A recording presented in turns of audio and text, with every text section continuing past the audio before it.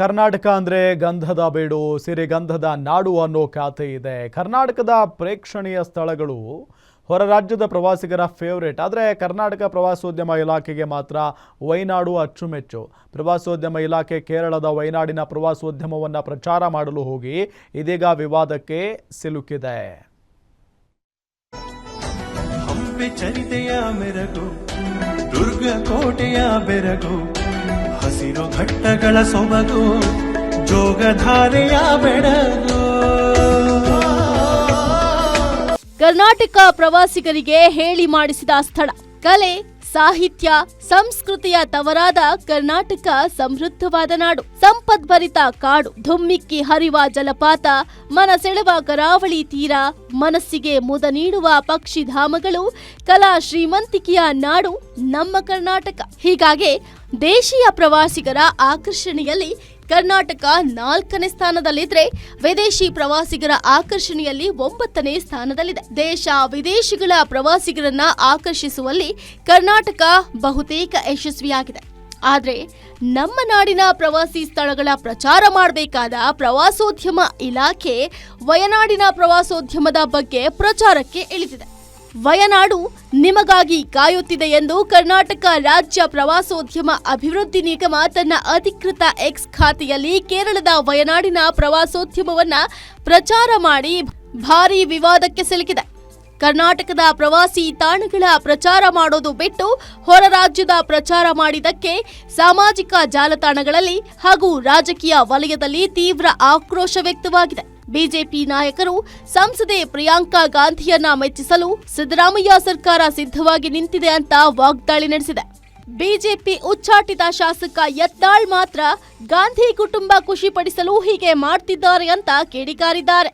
ಈಗ ನೋಡಿ, ವಯನಾಡಿಗೆ ಬನ್ನಿ ಅಂತ ಹೇಳಿ ಈ ಸರ್ಕಾರ ಒಂದು ಜಾಹೀರಾತನ್ನ ಕೊಟ್ಟಿದೆ. ಅರ್ಥಾತ್ ಕೇರಳ ಸರ್ಕಾರಕ್ಕೆ ನೀವು ಲಾಭ ಮಾಡ್ಲಿಕ್ಕೆ ಹೊರಟಿದೆ ಈ ಸರ್ಕಾರ.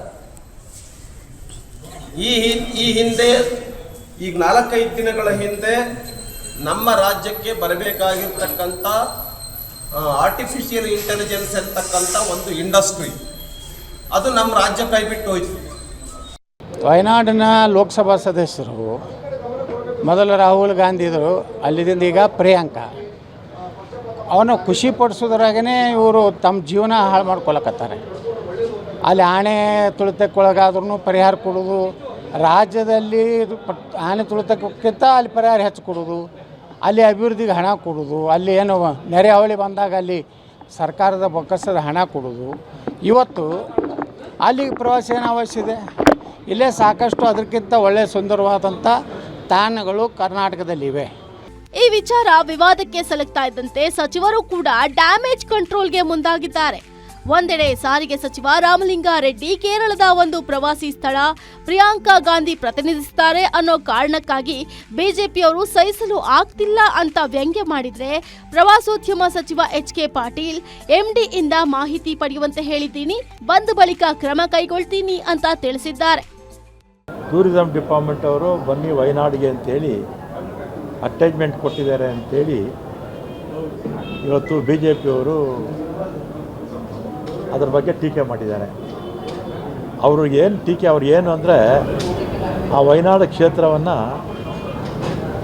ಇವರು ಪ್ರತಿನಿಧಿಸ್ತಾ ಇದ್ದಾರೆ, ಪ್ರಿಯಾಂಕಾ ಗಾಂಧಿಯವರು. ಅಷ್ಟೇ, ಅದಕ್ಕೆ ಅವರು ಸಹಿಸ್ಕೊಳ್ಳೋಕ್ಕಾಗ್ತಿಲ್ಲ. ಆ ಅಡ್ವರ್ಟೈಸ್ಮೆಂಟ್ ಏನು ಕೊಟ್ಟಿದ್ದಾರೆ ಅದ್ರ ಬಗ್ಗೆ ಯಾಕೆ ಆ ಅಡ್ವರ್ಟೈಸ್ಮೆಂಟ್ ಕೊಟ್ಟಿದ್ದೀವಿ, ಏನು ಉದ್ದೇಶ, ಯಾಕೆ ಆಗಿದೆ ಹಾಗೆ, ಅಥವಾ KSTDC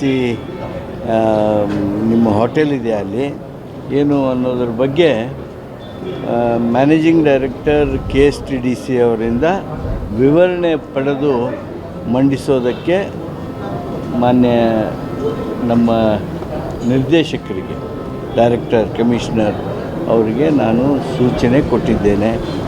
ನಮ್ಮ ನಾಡಿನಲ್ಲೇ ನೂರಾರು ಪ್ರವಾಸಿ ಸ್ಥಳಗಳು ಪ್ರವಾಸಿಗರನ್ನ ಕೈಬೀಸಿ ಕರೆಯುವಂತಿದ್ರು, ಪ್ರವಾಸೋದ್ಯಮ ನಿಗಮ ಮಾತ್ರ ವಯನಾಡು ಪರವಾಗಿ ಪ್ರಚಾರಕ್ಕೆ ಎಳೆದು ವಿವಾದಕ್ಕೆ ಗುರಿಯಾಗಿದೆ. ಅಲ್ಲದೆ ವಯನಾಡು ಪ್ರವಾಸೋದ್ಯಮದ ಪರವಾಗಿ ವಕಾಲತ್ತು ವಹಿಸಿದ್ದಕ್ಕೆ ಇದೀಗ ರಾಜ್ಯದ ಪ್ರವಾಸಿಗರ ಆಕ್ರೋಶಕ್ಕೆ ಗುರಿಯಾಗಿದ್ದು ಮಾತ್ರ ಸುಳ್ಳಲ್ಲ. ವೀರೇಶ್ ದಾನಿ, ಪೊಲಿಟಿಕಲ್ ಬ್ಯೂರೋ, ಗ್ಯಾರಂಟಿ ನ್ಯೂಸ್.